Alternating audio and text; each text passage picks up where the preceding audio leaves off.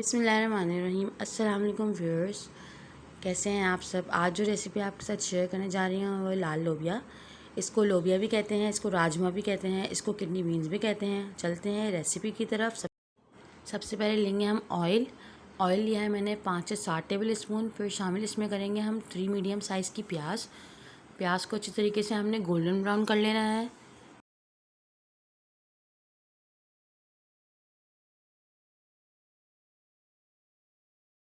Viewers, ہماری پیاز golden brown ہو گئی ہے۔ اب ہم اس میں شامل کریں گے 1 ٹیبل اسپون لہسن ادرک کا پیسٹ۔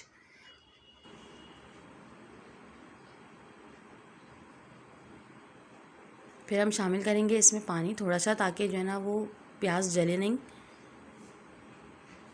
اس کو اچھی طریقے سے چمچے چلائیں گے۔ پھر ہم اس کو 5 منٹ تک پکائیں گے تاکہ پیاز اچھی طریقے سے گل جائے۔ پھر ہم شامل کریں گے اس میں مسالے۔ سب سے پہلے ہم اس میں شامل کریں گے نمک 1 ٹی اسپون، ہلدی پاؤڈر 1 ٹی اسپون، دھنیا پاؤڈر 1 ٹی اسپون، لال مرچ powder 1 T spoon, paprika powder 1 T spoon, گرم مسالہ پاؤڈر 1 ٹی اسپون۔ اچھی طریقے سے مسالے کو بھون لیں گے۔ پھر ہم شامل کریں گے اس میں لال لوبیا 1.5 کپ، میں نے پہلے سے بھگو لیا تھا۔ 4 سے 5 گھنٹے کے لیے آپ اس کو بھگو لیں۔ پھر ہم شامل کریں گے اس میں 2 گلاس پانی۔ ہم ڈھکنا ڈھک کے اس کو اچھی طریقے سے پکائیں گے تاکہ لوبیا اچھی طریقے سے گل جائے اور نرم ہو جائے۔